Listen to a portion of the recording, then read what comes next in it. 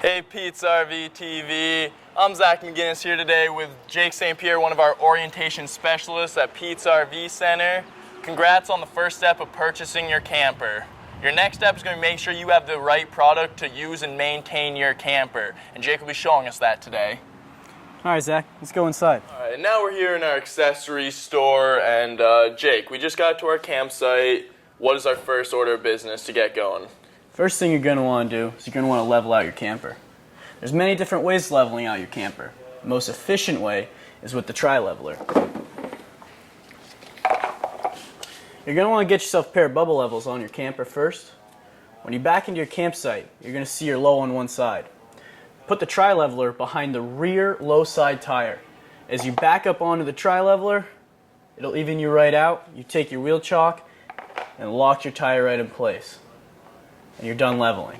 Wow, that seems nice and easy. After you're done leveling your camper, you're then going to want to lower down your stabilizer jacks. Putting jack pads underneath them will help disperse the weight so you don't sink into the ground over time.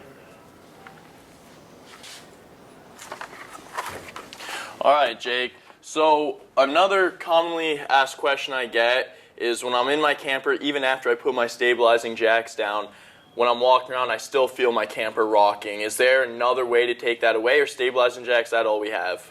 There is. You'll notice the sway inside the camper. It can tend to be from your slides, putting the weight down on each side. You're going to want to get this wheel chock. You crank it right in between your tires. When they're in between your tires, it stiffens you right up, so you don't have that sway inside. It minimizes a lot of the sway back and forth. Oh wow, that's perfect. This looks like a really helpful tool. Definitely. Alright, Jake, we leveled, we put down our stabilizing jacks. Are we done setting up? Not quite yet. We got to hook up all of our connections first. Alright, well let's take a look at those. First thing you're going to connect is going to be your drinking hose, more commonly known as a white hose. Using a white hose over a green garden hose has many different perks. One meaning you're not going to taste that rubbery feel, as a kid drinking out of the hose, you taste the rubber. You're not going to have that problem with this. You're going to be drinking clear water. If you're looking for more of a heavy duty hose, you're going to end up going with more of a blue colored hose. This one is 20% more thicker and it has metal tips for longer lasting connections. Alright, perfect. Is that our last connection there? It's not. When you're hooking up your hose, you're going to want to make sure you run with a pressure regulator and hook that up to the post first. You got to knock the pressure down in campgrounds. The campgrounds have to feed many campers, so their pounds of pressure are going to be higher. You want to knock it down to a 40 or a 50 so you don't blow any lines inside your camper. Makes perfect sense. You're protecting your camper. Another thing that you're going to want to roll with is going to be a water filter. These are in line with your drinking hose, and it helps keep your water clear, clean, and taste good, so you know what you're feeding your entire family. Perfect. Are we ready for some camping now?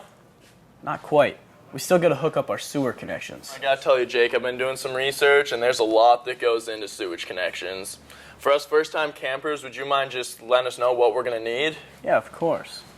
Most convenient thing for you is going to be the 20-foot kits. In the 20-foot kits, it comes with all of your fittings, all of your ends that hook onto your camper, your storage caps, and the elbow that fits in the ground so you don't have to hold it down. One cool thing about the 20-foot kits is all of them right here fit inside your 4-inch bumper, so you don't have to keep it with all of your storage. Oh wow, that is really nice. And it seems like it does have all the things I'm really need, but is there anything you would suggest that's not with that kit that you would suggest would be a good idea to have? A couple other things I would say. One thing I'll tell you, just a cool little tip. A lot of campers are now coming with black tank flushes. Hooking on this clear view, it's a clear plastic piece, hooks right to your sewer hoses. When the water comes through clear, you know your tank's clean. Alright, so we have that extra piece, a little accessory right there. Now, we're hooked up, I'm ready to dump my tank. Do I have to sit there holding it up to get that decline for it to run down? You don't have to hold it up. What you can get for yourself, though, is going to be a sewer support. It's a sidewinder. You can see right here how it adds a nice pitch to your hose so that all the stuff comes right out and doesn't stick inside. That's very nice. No one wants to have to be holding, a hose after using it a bunch of times. Okay, we've gone over that. Our sewage is hooked up. Are we ready to camp? Not quite. You're still going to have to put some treatment inside your toilet. Jake, you were talking about some treatment we have to put in our toilet. What would you suggest for that? What I'm talking about when we're talking about toilet treatments is these right here. What these will do is they're going to help break down solids and help eliminate odors so you don't have a lot of that smell coming out of your toilet. To put these in, what you got to do is you got to fill your bowl up 2 or 3 times. Pour only 2 ounces of these treatment in that last bowl and dump it to the bottom of your tank. Having that down there will make sure nothing solid doesn't stick to the bottom of your tanks. All right, and I can just use any toilet paper, right? 'Cause I have a bunch in my house. I can take that camping with me, right? No, I wouldn't recommend it. You're going to want to go with an RV toilet paper. This stuff will actually break down with the treatments. Even if you have toilet paper at home that says that it's septic safe, you're not going to want to use it. That's for your septic tank at home, not for your RV tank. All right, so that's a great tip. I would have gone out and just used regular toilet paper, so that's a really good tip right there. Is there anything else I should know about for my toilet, for my sanitation? That's about it. That's about it. So now we're ready for camping, right? Not quite. We still got to go over a little maintenance to help keep your camper in great shape. All right, we need to maintain our camper, so show me what you got. I want to make sure that I can keep my camper maintained and lasting as long as possible. Is there some products you'd like to point out that will make that happen? Definitely. Maintenance is key with your camper. You're always going to want to make sure you start at the top and work your way down. Starting on the top is your rubber roof. Your rubber roof is made by a company called Dicor. You're going to want to stick with their products. They have a roof cleaner and a UV protector to help protect it from the sun's rays.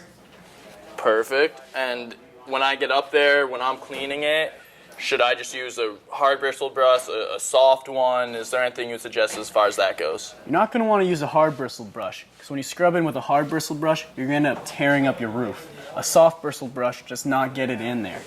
You're going to want to roll with a medium bristle brush. Using one of these, you can scrub it in without harming your roof. All right, seems easy enough. Now, I got to tell you, Jake, I have a slide. It's my first time, seeing a slide really.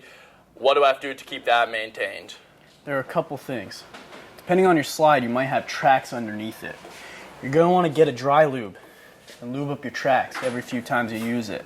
You don't want to hear the grinding and have it come down to metal on metal. Also, you're going to have your seals, okay? That's what keeps the storm out. You want to make sure you keep them soft. Twice a year, you're going to want to spray on your rubber seal conditioner. This has a UV protector in it, so the sun doesn't make it dry, rot, and crack. You're also going to have a second seal on the inside of your camper, okay? Pull your slide in about 12 to 18 inches, spray the same stuff on a rag, and wipe it on both the outside and inside of the seal. That's to keep it lubricated and soft, so the storm stays out. Is there any last-minute maintenance products that you would suggest for me, Jake? There are a couple. What I'll say is you're also going to want to make sure you wash your camper, okay? Using a trailer wash, you can go with a wash and wax, a trailer wash, a glitter wash, keep it, in nice, great shape. After washing it, you're going to want to make sure you wax it, okay?